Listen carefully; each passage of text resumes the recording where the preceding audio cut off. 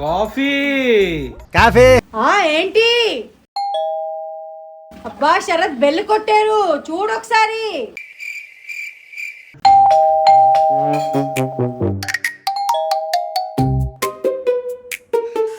బాగా కదలకుండా ఎలా కూర్చుంటావు శరత్ అన్నిసార్లు బెల్ కొడుతుంటే? అది ఆర్ట్.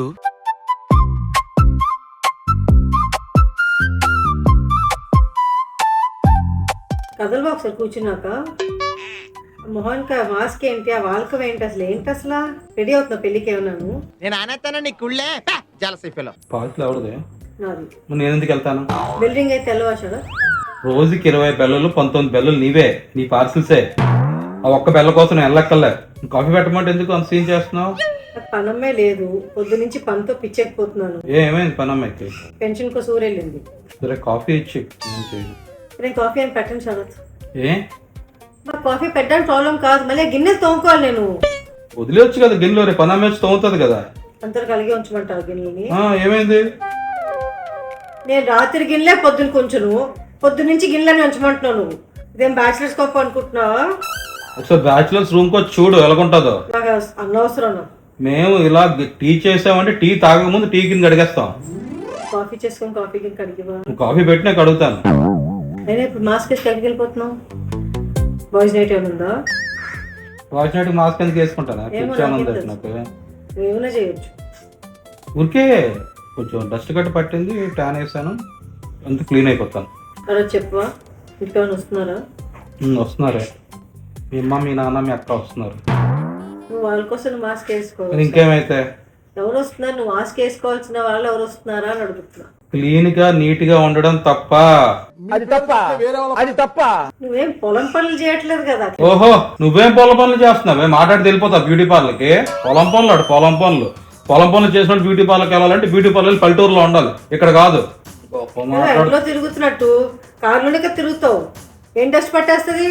కార్లో దిగుతావు, ఆఫీస్కి వెళ్తావు, ఆఫీస్లో ఏసీ రూమ్ లో కూర్చుంటే వాళ్ళు వస్తావు. కరెక్టే కదా. నువ్వు ఎందుకైతే పొద్దున సాయంత్రం స్నానం చేయని దొబ్బేస్తావు? మరి ఏం మురికి అవ్వకపోతే వదిలేవచ్చు కదా. ప్లీజ్ నిషా, కాఫీ ఇవ్వు నిషా.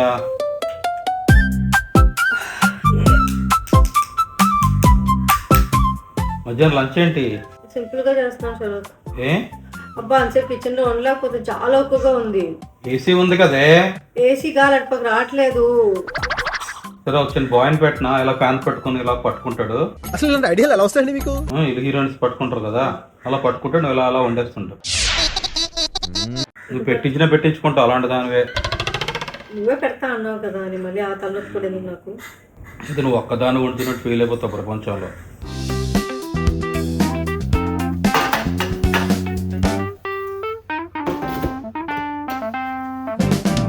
హలో, ఇప్పుడు ఎందుకు రాత్రి గిన్నెలు కడగడం? పొద్దున మళ్ళీ గిన్నెలని ఉండిపోతాయి శరత్. ఎక్కడికి వెళ్ళిపోతాయి? గిన్నెలు ఇక్కడే ఉంటాయి కదా. అబ్బా వాసన కొట్టేస్తుంది, ఎంగిల్ వాసన అంతా. వెనకతలు పోయి ఇడ్లీలో పెట్టవచ్చు కదా నిషా.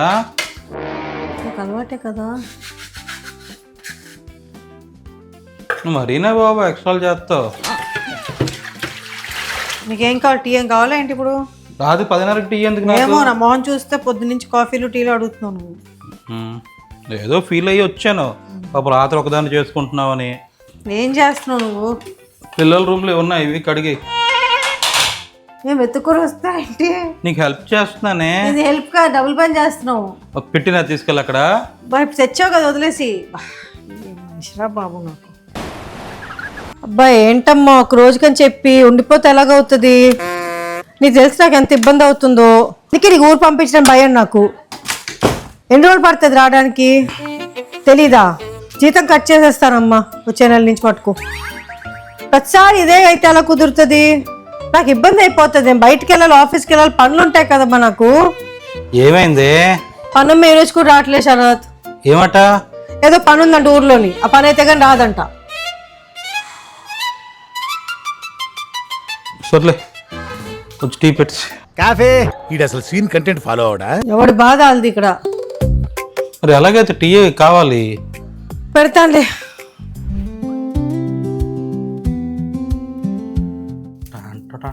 ఏంటమ్మా బ్రేక్ఫాస్ట్? హలో, అదేం వేయడం? దోశ రాకపోతే నాకు అడగొచ్చు కదా, వేస్తాను. నువ్వు నాకు నేర్పిస్తావా? నువ్వు అదేంటి అదేం వేయడం? అది ఈ దోశకి ఏమైంది? ఏమిటది చిరుపైన లుంగికి అతికలు ఇస్తున్నట్టు ఉంది అది. ఏం comparison Sharath. Hello, next dosa నేను నీకేసి చూపిస్తాను, ఇంకొంచెం సాయం కూడా అవుతుంది. ఇంకేదో పని చేసుకో ఈ లోపు. అలాగే అమ్మా బేసిక్ సెన్స్ ఉండదు మనుషుల దగ్గర. వేస్తా ఉన్నాగా వే. సో ఫస్ట్ దోశ వేయాలన్నప్పుడు సిమ్లో ఉండాలి. సిమ్లోనే కదా ఉంది. ఇప్పుడు పెట్టాను సిమ్లో. దీన్ని బాగా కలుపుకో.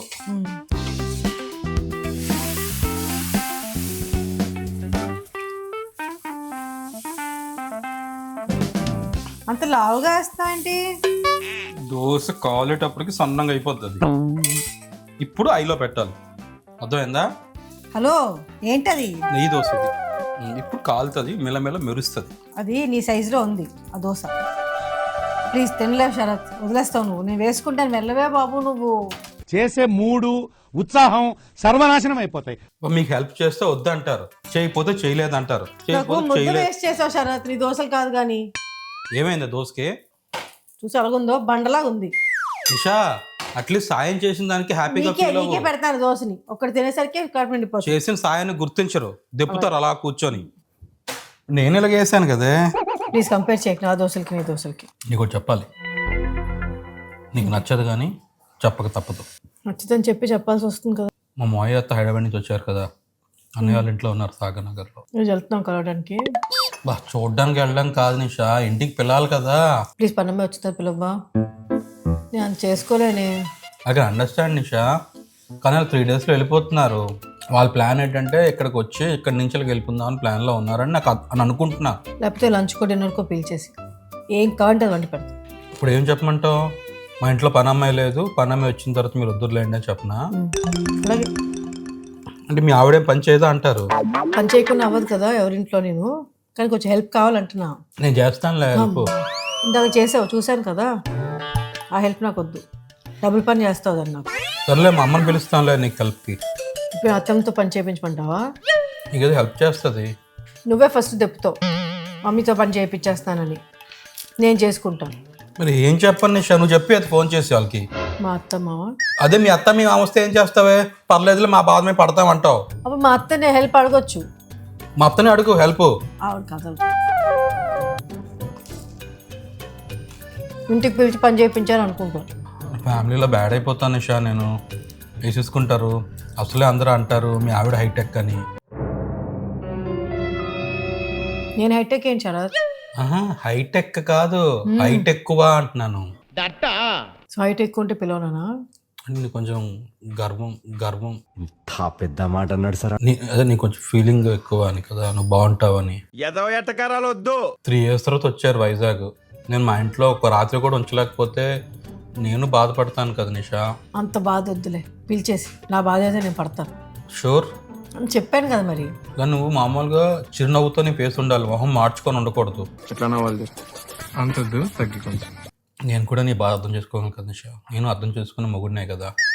మీరు అర్థం చేసుకుంటారు అనుకుంటారు కానీ మీరు అర్థం అవ్వరు. మాయా, నేనైతే మీకు ఫోన్ చేద్దాం అనుకుంటున్నాను. సాయంత్రం వస్తారా? Very good. సరే, డిన్నర్ ఏం చేయించినావు? నాన్ వెజ్ తినేస్తారు కదా ఈరోజు మీరు? ఓకే, రేపు నైట్ చేసుకుందామా? సరే, ఓకే. నిషాకి ఏం ప్రాబ్లం లేదు. నిషా నన్ను పొద్దున్న తినేస్తుంది. మాయల్ పిల్లు ఇంటికి వచ్చి ఆల్రెడీ 3 days అయిపోయింది కదా, బాగోదు అని చెప్పేసి. సరే, నేనే కొంచెం ఆఫీస్లో బిజీగా ఉండి అవ్వలేదు ఫోన్ చేయడానికి. ఈరోజు మీరే ఫోన్ చేస్తారు.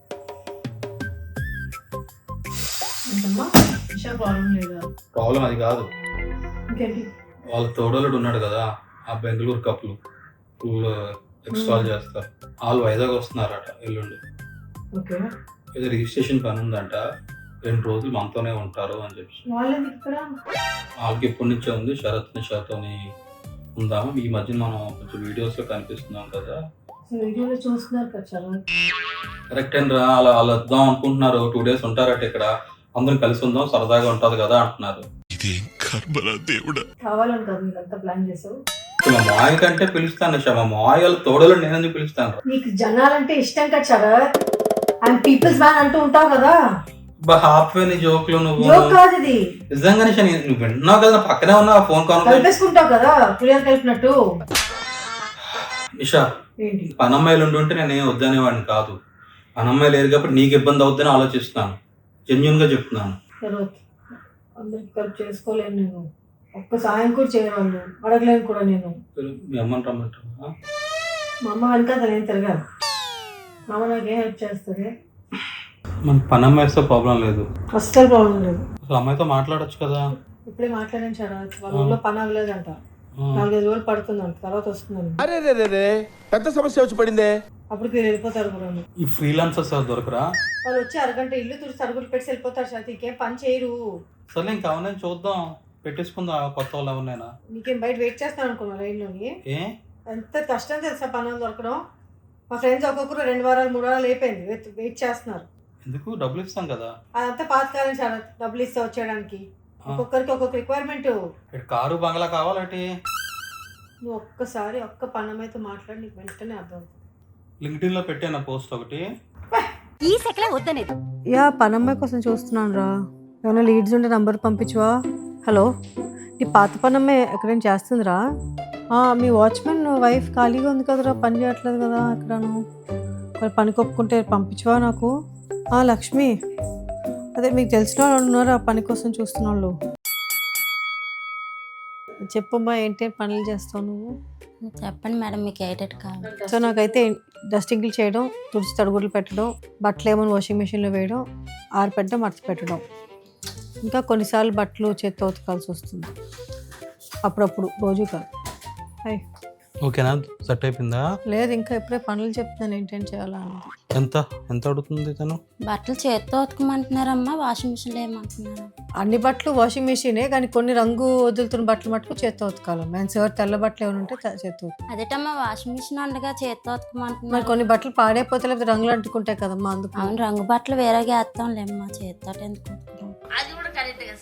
కొన్ని బట్టలు పాడవుతాయి. బట్టలు చేత్తో ఉతకాలంటే 25,000 అమ్మా, అదే వాషింగ్ మిషన్లో వేసేయాలంటే 20,000 అమ్మా. సంవత్సరంకా? నెలకు సార్. ఎక్కడ లేని రేట్లు మా ఇవి. నెలకి 25,000? అదే సార్ అలా మాట్లాడుతున్నారు. స్కూల్ ఫీజులు మాకు పిల్లలు ఉన్నారు, మేము బతకాలి కదా సార్. మన కర్మ అట్లా ఉంది. వాషింగ్ మిషన్ వేసి 20,000? 20,000 ఎక్కువ అసలు. అపార్ట్మెంట్లో రేట్ లేదు. 15,000 ఇస్తానమ్మా. అయితే ఒక పూట వచ్చేసి వెళ్ళిపోతానమ్మా. పూటకు 15,000? ఇప్పుడు ఎక్కడ చేస్తున్నావమ్మా? ఇంకా ఎక్కడ చేయట్లేదు సార్. ఎక్కడ చేయకుండానే ఈ రేట్లు పెట్టావా? అట్లుంటది మనతోని. కుక్కను కూడా కొంచెం జాగ్రత్త చూసుకోవాలమ్మా. మన 20,000 ఇచ్చేస్తాం. మీకంటే చేస్తాను కానీ సార్, కుక్కకు నేను చేయలేను సార్. నాకు చిన్న పిల్లమ్మా. కుక్క పెరగదు కూడా, ఇంతే సైజు. లేదమ్మా, నేను కుక్కకు చేయనమ్మా. కుక్కకేం చేయక్కర్లేదు, కొంచెం భోజనం పెట్టి అదే ఉంటాయి, క్లీనింగ్ అట్ చేసుకోవాలి అంతాను. నా వల్ల అవ్వదు సార్, నేను వెళ్ళిపోతున్నాను సార్. ఏట్రా 20,000 ఇస్తాను చేయరా?